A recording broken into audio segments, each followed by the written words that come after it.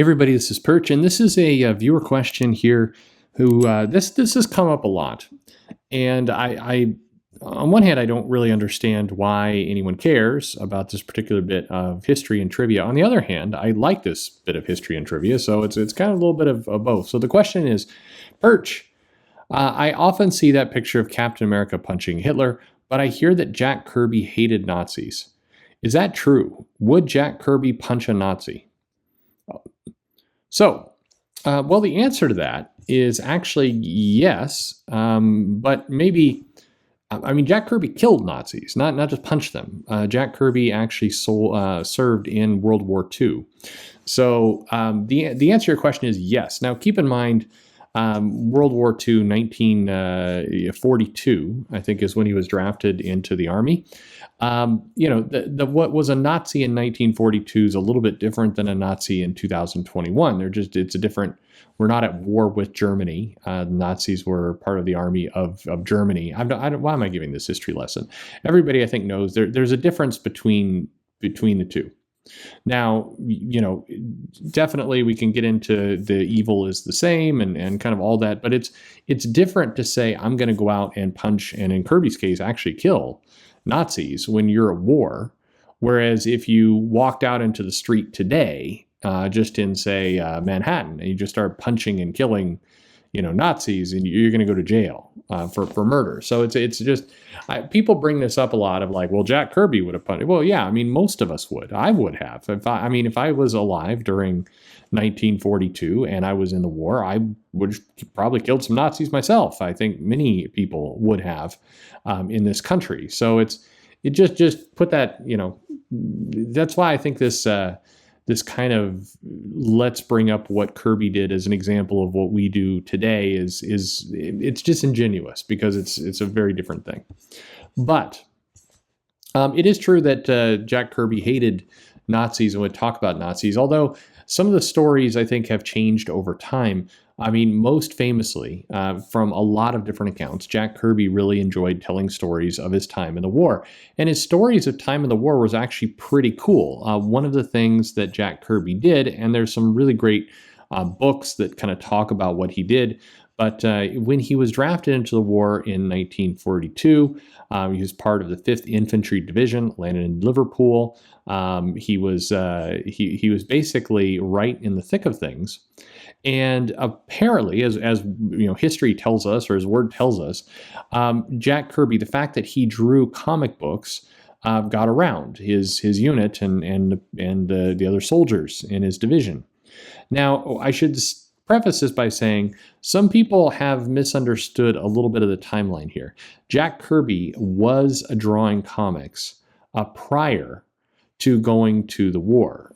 He actually, this picture that a lot of people bring around and that shows Captain America punching Hitler was actually, that was done and distributed before Kirby went to war.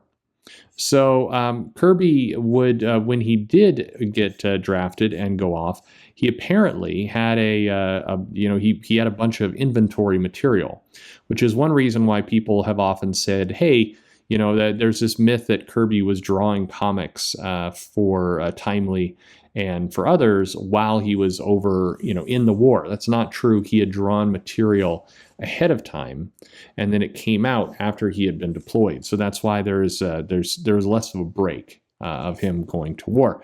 Now, he did have a notebook, Kirby sketches from while he was, in wartime serving are pretty famous. But anyway, because word got out that he was able, he drew Captain America, they gave Private Kirby what it was a pretty harrowing task. He basically was a scout who would go kind of deep into enemy territory, and he would draw maps. He would help scout out kind of the different locations of where the enemy's deployments were, of where cannons were.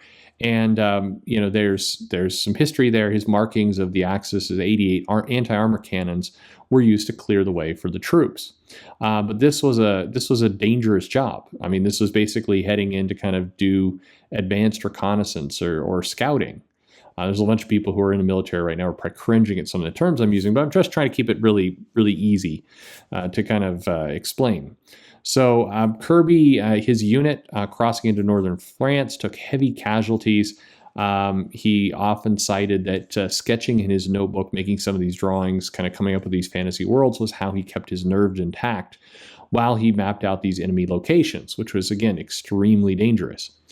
He's also credited for his unit, not him, but his unit, basically helping to liberate a concentration camp, which was one of the first provable camps that the U.S. came across and really kind of reinforced the evil of Hitler and Germany. And this was one of the reasons why in later life Kirby expressed such kind of deep passion for why he hated Nazis. I think, and I mean, imagine if you were a liberator of a concentration camp, that would be burned into you. That would be something that you, the horror of that, of seeing that and coming across it, especially you weren't prepared for it. You'd heard rumors of what this stuff could be, and you come across the real live living this camp, proving it. It would be a shocking thing, absolutely. So at any rate, he fought many battles, and yes, people say, oh, Kirby would punch a Nazi. He punched and killed many Nazis. He ultimately would exit the war from the unforgiving winter, I believe in 1945, and his feet had become infected and purple with frostbite, and that it was so bad that they rushed him back to Paris, and he was very close to having his feet amputated. That didn't happen, but he was he was very critical in terms of his health there, and he discharged out in 1945, was awarded a Combat Infantryman Badge and the Bronze Star, and his contributions were significant in Europe. So when he came back, it was he definitely, the war at least changed him to some extent, or hardened him, maybe is a better way to put it. He was, he helped create these works where evil was evil and good was intended to wipe evil from the face of the earth. Kirby was a tough guy. I think there's a story you probably have heard before. But Kirby's recounted it many times where the Timely office from time to time would get phone calls and letters from Nazi sympathizers threatening the creators of Captain America.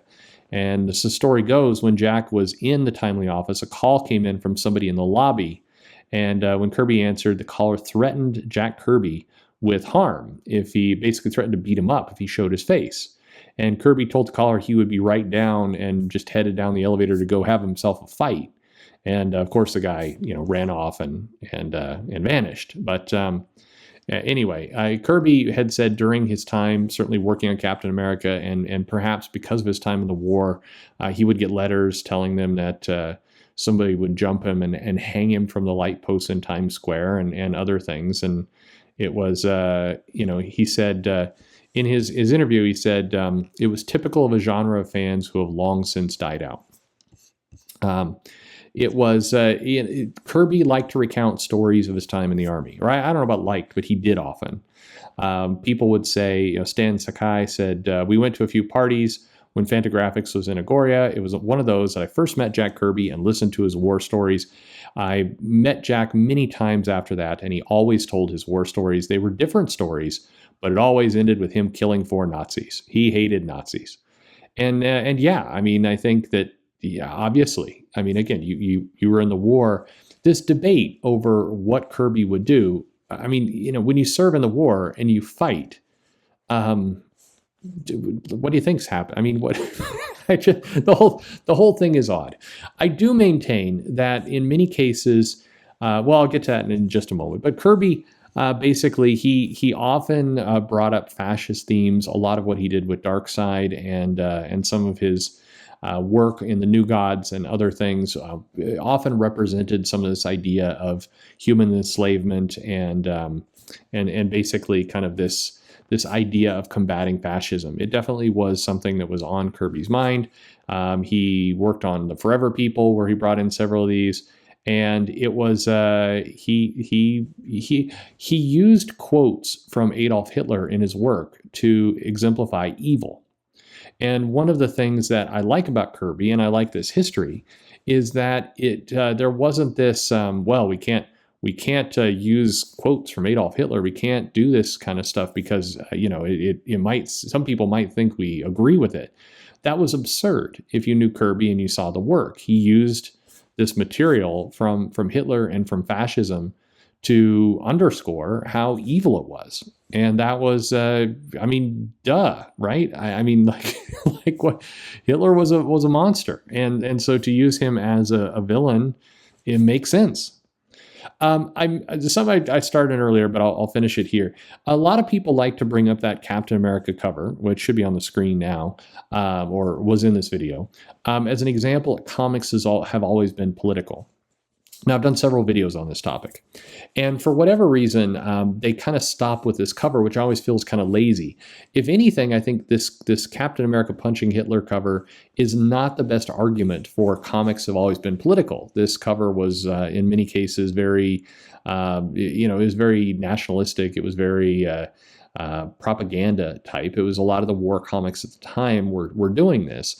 I think there's plenty of examples of how comics had political themes that go through the decades up till today. Many, particularly in the 70s and the 80s, there were many.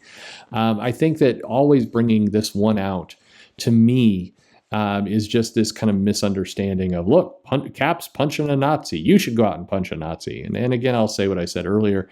It's one thing to be in the war and to be drafted and to go kill Nazis, and that was your job, and I would say a good thing to do.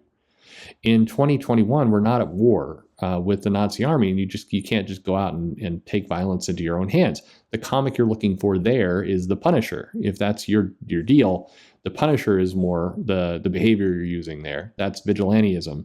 So I don't know why I have to say this to anyone, but clearly Nazis are evil. Clearly Captain America and Jack Kirby were happy to answer your question, punch a Nazi, or again, shoot them. In many cases, many times. Kirby was proud of his work in the military, as he should. He was proud of what he did in the war, or at least the fight for justice, and it definitely came out in his comics. But there you go. So would Jack Kirby agree? Go out and punch a Nazi?